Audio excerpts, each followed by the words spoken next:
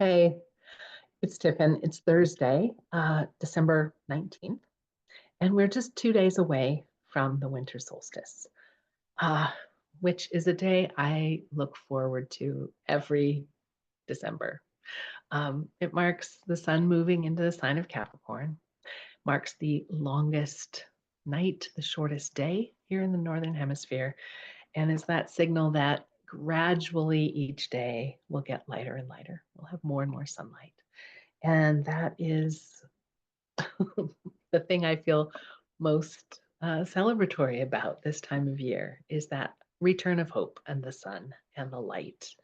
And I mean, it's a part of many cultural celebrations, part of religious celebrations as the return of the light, the return of hope, the return of uh, good, good in the world. Um, it's been a kind of dark and scary time lately. And we've had some big astrology, and we've had a recent Mercury retrograde that just ended on Sunday with that Gemini full moon.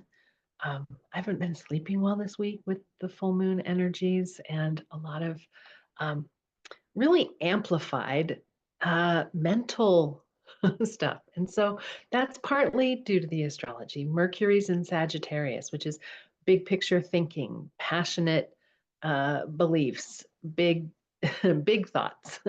And it's opposite Jupiter in Gemini, which is that expansive energy around curiosity and variety. And so Jupiter opposite Mercury, you might feel like you're having a little more optimism, but you also just might feel like you have, boy, a lot of thoughts and a lot of communication going on, and you might feel overwhelmed or tired with that. Uh, I noticed for myself at the end of Mercury retrograde, it took a few days before I felt like, oh, that's over. Oh, I can kind of move forward again with something.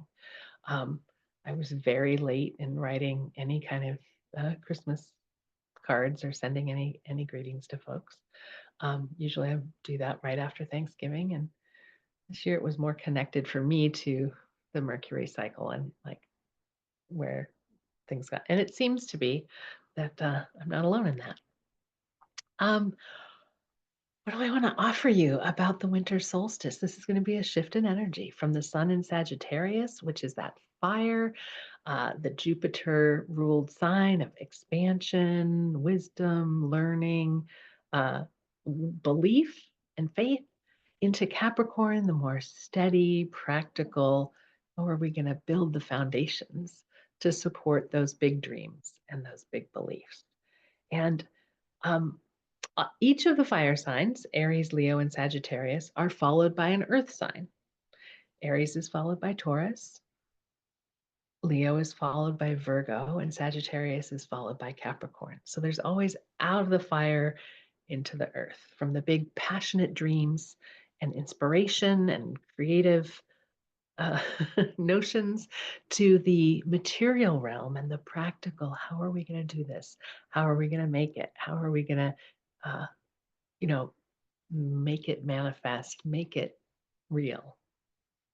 And so, Sun in Capricorn, Capricorn is the sign ruled by Saturn. And so, here's our Saturn theme, which has been strong the last year and a half, or 2 years almost. Um, Saturn in Pisces is let's put our attention and our focused work, our Saturnian focus, in Pisces themes, which is around trust and surrender, our intuition, our spirituality and connections, really an unseen energy. But to put our like our hard work has been more in the uh, ethereal realms, in the unseen, in the uh, how are we feeling and sensing things? Um,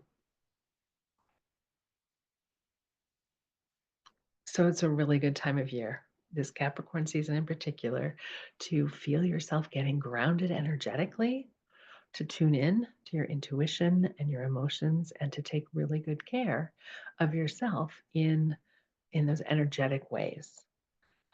Meditation, more rest, walks in nature, really drawing on all of the tools you have for feeling yourself and with energy grounded. You might feel with Capricorn season, we often feel like, oh, good, I just want to get back to normal. I'm already feeling like the uh, that desire of like, okay, enough with the parties and the gatherings and the rich foods and the overeating and the festivities.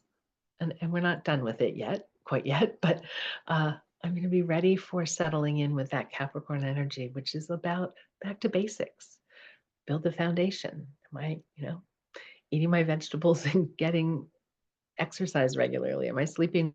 Am I taking care of things I need to do for my business and for my, upkeep of my house and all the things that are sort of like, okay, just kind of back to the basics. Um, there is a lot of discussion out there on YouTube and different people's podcasts about upcoming energies for 2025.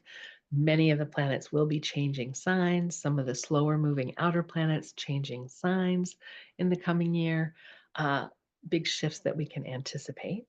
Uh, I'm not yet feeling like it's helpful for me to look too far out or go too far towards that. So I'm kind of trying to keep myself staying more in the present. And um, I think that's a good suggestion as much as we can to complete things. So this last day and a half of the sun in Sagittarius, completing some of those big picture ideas that like allowing yourself to dream and imagine, and to enjoy, have the fun, have the festivities, have the outward energy. Fire sign is yang outward energy.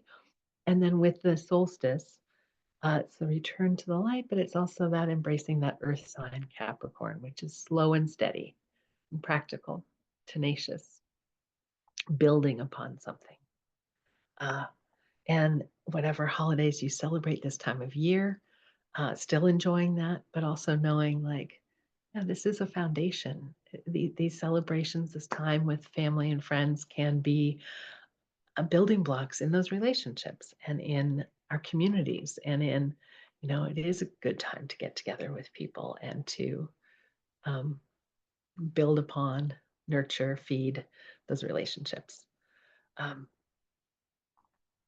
on Sunday morning, our Patreon group is gathering stars and cards on Patreon, and we'll be talking about the Capricorn season. We'll be talking about this last waning moon cycle until the Capricorn new moon, kind of the end of the year, what the energies are of opportunity are, and invite you to join us as our guest and be part of this circle of people discussing the current energies of astrology, looking to the tarot for some guidance and wisdom, and sharing oftentimes a visualization or a meditation, guided meditation, to help us tune in to our own wisdom in the context of these energies and archetypes.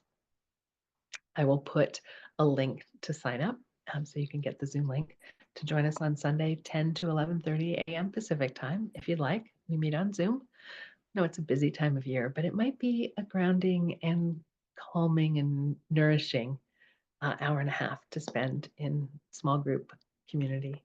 Um, you might find yourself better resourced if you spend that time with us.